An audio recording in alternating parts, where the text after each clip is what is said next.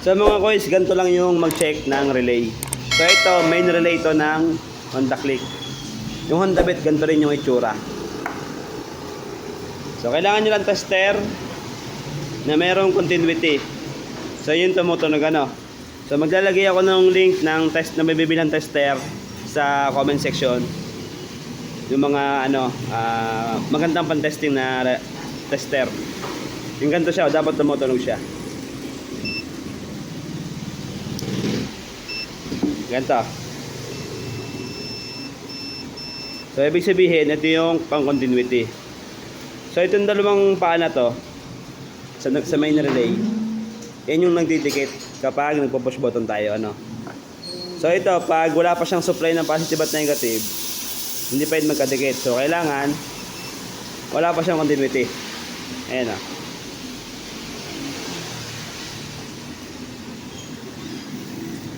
Wala pa siyang continuity, hindi pa tumutunog yung tester natin.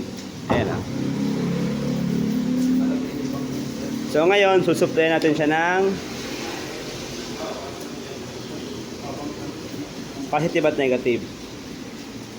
So ito, alligator wire. Dito nyo lalagay yung isa. Tapos dito siya sa kabila yung isa. Ayan.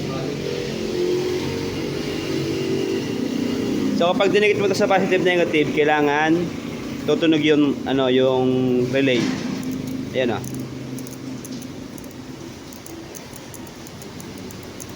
Meron siyang click sound. Ibig sabihin, working yung relay natin.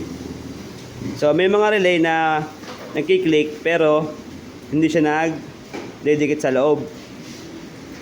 So kailangan kapag nalagyan nyo ito ng positive at negative, yung dalawang to, yung dalawang paa niya, ayan o. Kailangan magkakameron siya ng continuity.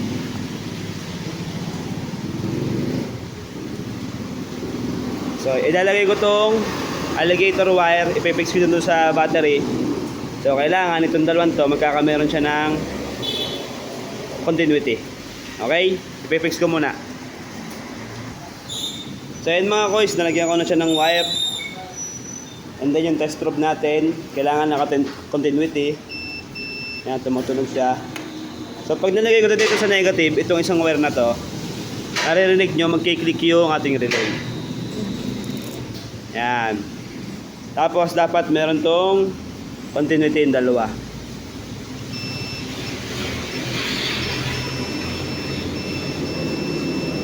So ibig sabihin, nagko-connect siya dun sa loob. Goods yung relay natin, ano?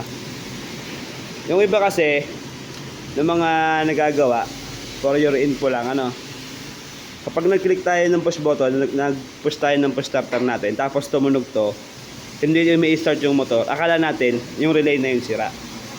So once na meron siyang click sound, narinig nyo yung tumutunog dito sa relay, ang i-check nyo is yung circuit nya, yung mga wire na nakapasok dito. Yun ang kailangan nyo i-check, ano?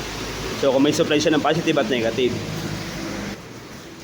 Kasi pag yung isa dito sa paa na to, walang supply ng positive or negative, hindi siya magko-contact. Yun ang function ng relay, ano? So kagaya na nabanggit ko kanina ano, sa una ng video, meron mga relay na nagki-click pero hindi siya nag-dedicate sa loob kasi dun sa loob niya meron na siyang umido, ano? So ganun lang kasimple pag-check para hindi agad tayo mapababili ng pyesa.